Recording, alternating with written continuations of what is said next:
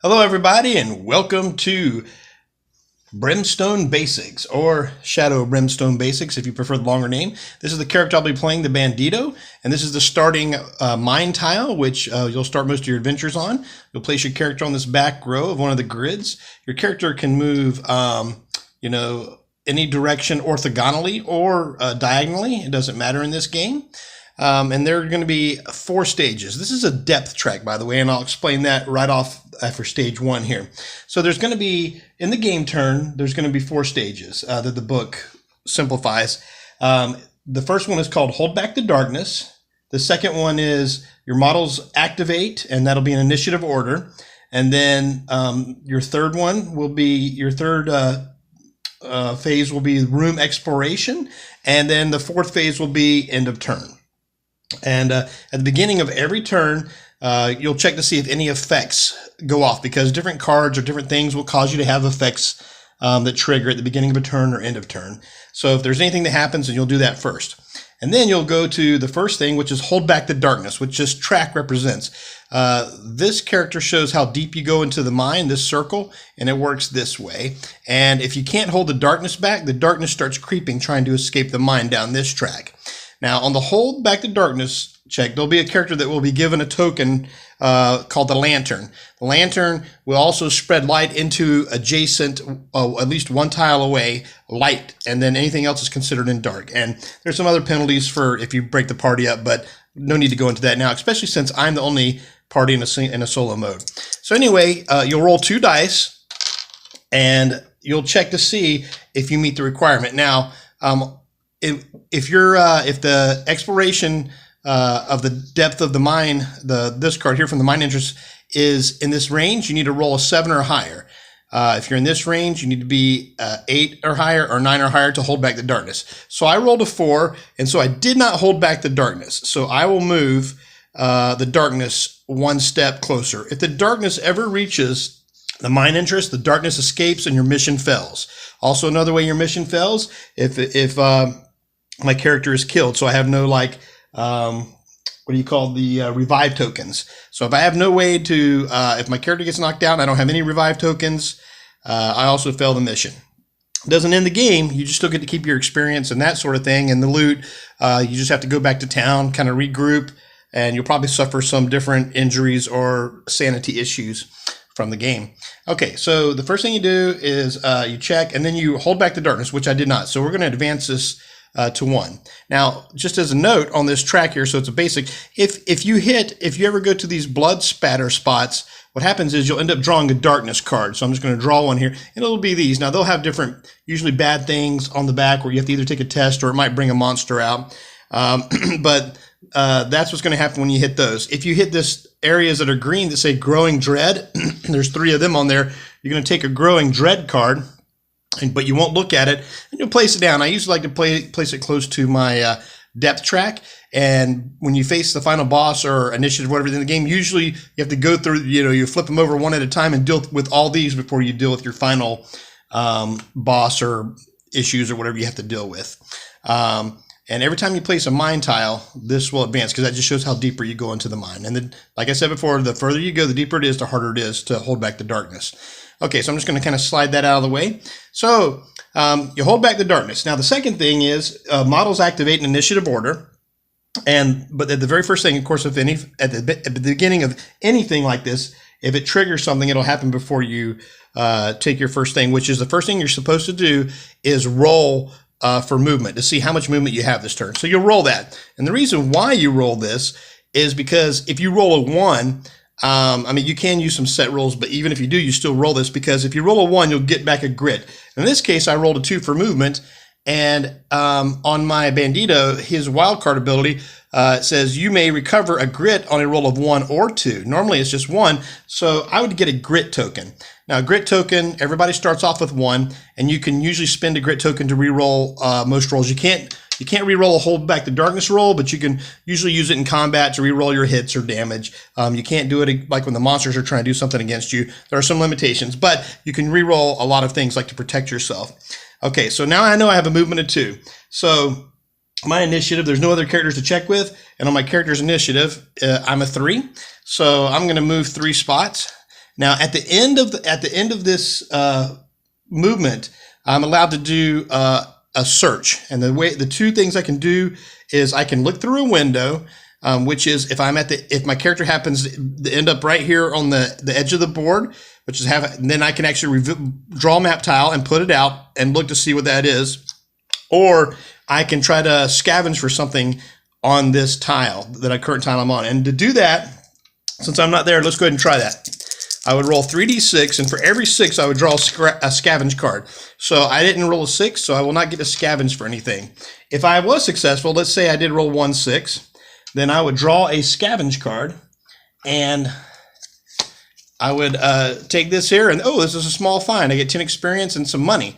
And then I take the scavenge cards, and they always get reshuffled. So you would just put them back, and you would reshuffle it back into the deck. And also if it's successful, you would take one of these scavenge tokens just as a reminder saying that tile has been scavenged. And every tile in this game, as far as I know, can be scavenged. Okay, let's just say I did scavenge it. Okay, so let's say then we go through, if I had chosen, sorry, at the end of the move, if I had chose to look through a window instead, then I would draw a map tile. So let's just assume that we're in the middle of the phase and I'm all the way up here. So what happens is I'm going to peek through the window, or look through the window as it's called. So I grab a map tile, and it's a mining room. And right here, this arrow shows you how that piece is going to connect. And I think that tile's right over here. You just have to orient it in the right way, which I believe is like this. And then you would place your character back on the correct spot to where they were half and half, because they're considered to be on both tiles, because there's some things that affect both tiles, and you're considered to be on both tiles.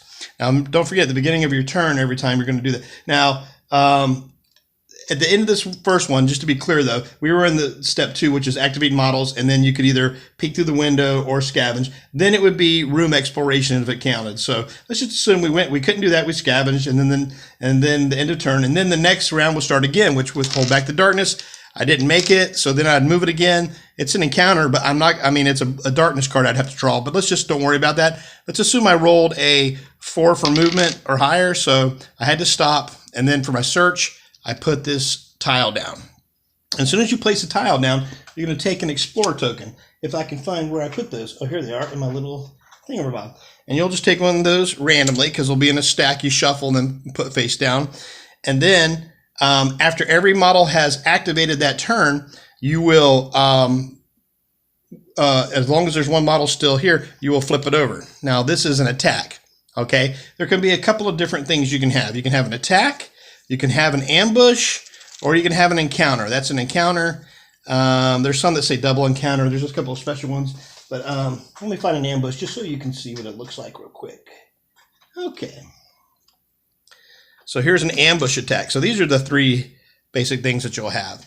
Now, on the exploration, this is the exploration phase. So the room exploration.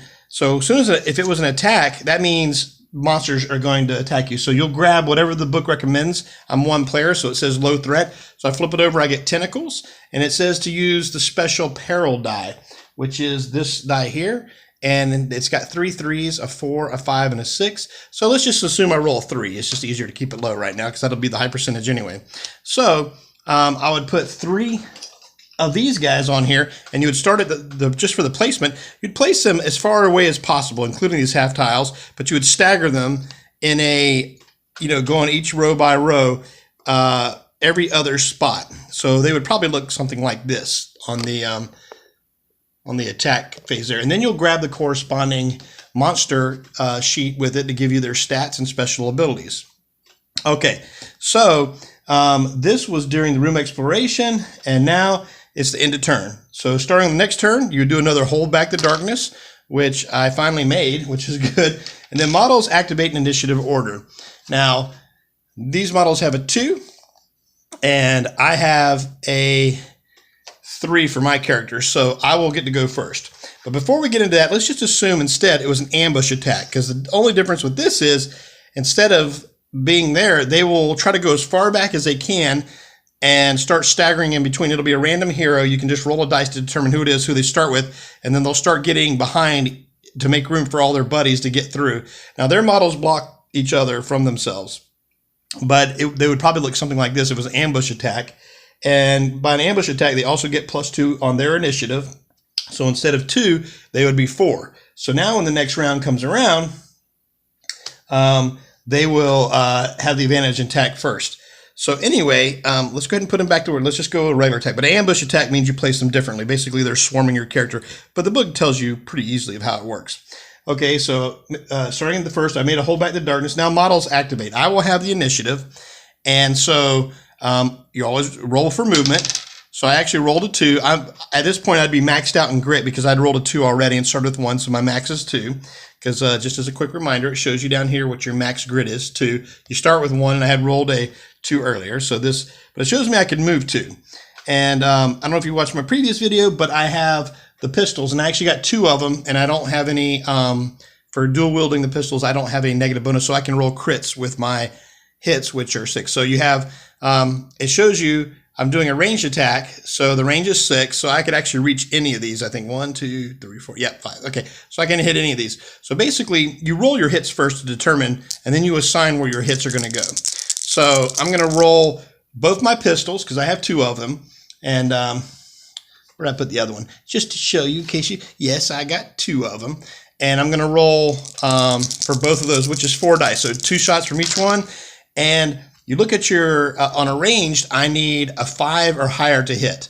Now, if I was going to do a combat, if it was adjacent to me, I would roll 2 dice for my combat, but I would need only 4 or higher to hit with this character. Which, you know, you can still shoot your ranged weapon if they are adjacent to you. You just have to target them first with your ranged weapons. Okay, so a 5 or higher, and so I got 2 hits. One of them's a critical. So now I have to assign where these hits are going to go. I could assign them to the same guy, but these tentacles aren't that tough. They have a hit points of 4, but they will soak up 2 points of that damage, and everything pretty much uses the D6 unless you have a rifle in this game. Sometimes they'll let you use the peril die with some of the rolls. So I'm going to assign 1 hit to the first guy and my critical hit to go to this second guy. So a lot of times it'll come with red dice, but I bought some of these special cool looking dice here that are a little different. They kind of match the board. So that'll be my critical dice. So the critical one's going to hit him. And so what happens is, you know, 4 damage is coming here. He'll soak up 2 of the damage, and so he'll have 2 left. Now you can throw 2 wounds on there. I actually have some red dice. I didn't bring them out, but I'll kind of put them next to the guy so I know that he's been hit for 2. And on this creature here, I had rolled a 3 with a critical hit, and criticals overlook the shielding, so he'll take all that damage straight to him. So he's got 1 hit point left. This one has 2 hit points left.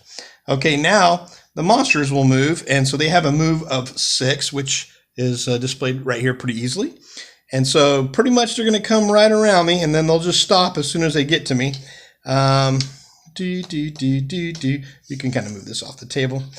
And so they're all around me now. And I believe this guy had the 3 damage. So what happens now is they will take attacks. Now they have melee because it says melee 4, and it's a combat, which means they're swinging at me with melee. So you have to roll for each one. So this one's going to roll three dice to see how many hits they get, and they need a 4 or higher to hit me.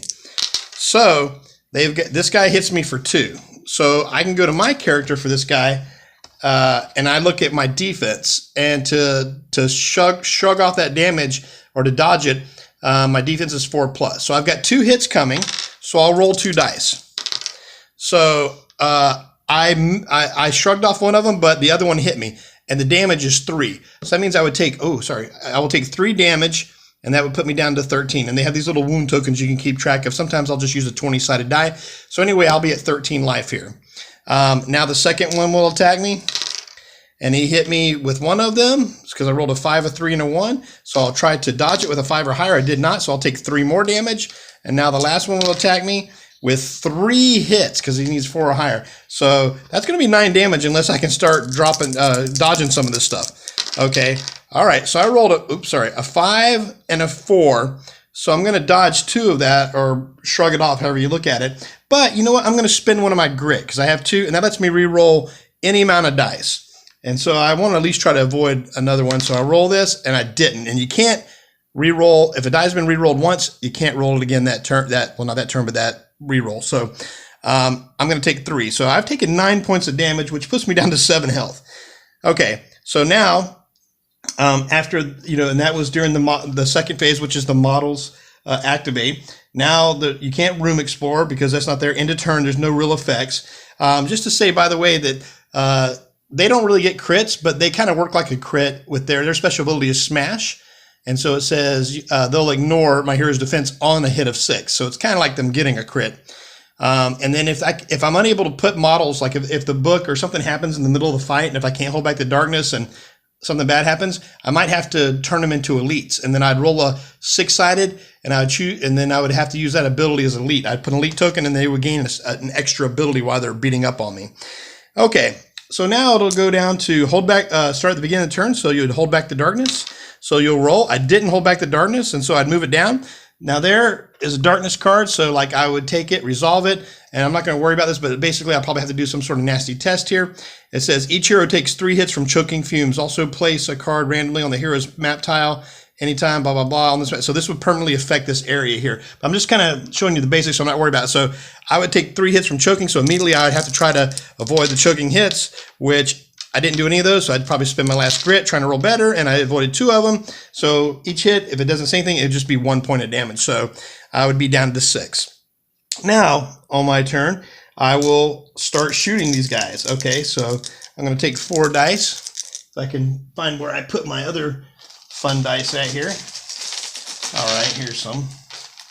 And we're going to try to hit these guys. So got a bunch of shots here. And I rolled probably the worst possible thing I could do to roll here, which is a 4, 3, a 2, and a 1. And my range is 5+. I could have went with melee and hit once, but I didn't hit with any of these. So that means it'd be the monster's turn. Now there's a good chance I might get knocked out, but I do have 2 revive tokens in case you have, you get in trouble, which will pop my guy back up and I get to shrug off all the damage. So basically you would do that and keep doing each round of the fight until it's resolved where you kill the guys. So let's say I held off and I killed these guys. Now, if I was killed, I would use a revive token. I'd come back and I'd try to finish the fight. And then let's say I win it or whatever. Well, these guys are killed. So I get to draw a loot for each type of creature. Those are tentacles, only one type. So I'd go to the loot deck. I would draw the top loot card, whatever it said. Oh, well, I found some gold bars. That's 250 money. And then at the end of the venture, when I go to town, I could buy some stuff or maybe buy some healing stuff. I also had a stick of dynamite I could have used, but you'll see that when I use that in the adventure. So anyway, basically, that's the long and the short of the combat, shooting and firing and taking turns and the ambush attack. The other thing I want to point out is 2 things of how do you figure out where these tiles go? Well, some of them, like on the tile themselves, they'll either have 1 or 2 exits from the tile, and it'll show you which ones that you need to. So you would refer to your card, and it tells you where to go. So like if this only had, like this attack only had 1 exit, if that had been the one I'd drawn, I would just roll a 6-sided, and it says 5. So that means the exit would be down here where it says, and I put an end cap sealing these 2 up here. Now if it was a 2 exit one, like the ambush attack, then I would have 2 exits I could get out. And if I had rolled the 5 or 6, then that's the one that's closed and the other 2 are open. So it's a pretty elegant system. So it's either one or the other. So the one that you roll will either be closed or open, depending if it's 1 or 2 exits. And if you happen to get this little portal symbol, then you would draw an otherworld card, and that will gate you usually to another world where you find some other monsters and some more powerful artifacts and that sort of thing. The last little thing to note on these are some of these have the little, these are called clue icons, the exclamation point, and usually you have to find a number of these in the game to trigger the end game, the end adventure scenario to figure out what the storyline was going through. But yeah, those are the 4 simple phases. And you had the placement of the miniatures and the movement and the fighting, the token exploration, and it's pretty straightforward. I mean, there's other things to make the rooms thematic, like let me see if I can find a location. Now, you can play a variant rule, which I thought about, which some of them actually say, like this one says advanced shafts of light. So this is a particular tile. Now, the game just assumes that when you draw an encounter or whatever, it'll just be, whatever it is. But you can play a rule where you dig through the encounter deck and it'll actually be it'll match this exactly what it says, which is kind of fun. I thought about doing that. I'll make up my mind right before I do my first play, which will be pretty soon. But yeah, that's pretty much the long and the short of it, of how the basic mechanics of the word game. I know there's a lot more to it, but we'll get into that when we play the actual game. Thank you so much for watching and listening to my voice ramble on. And until we see you next time, keep the dice rolling.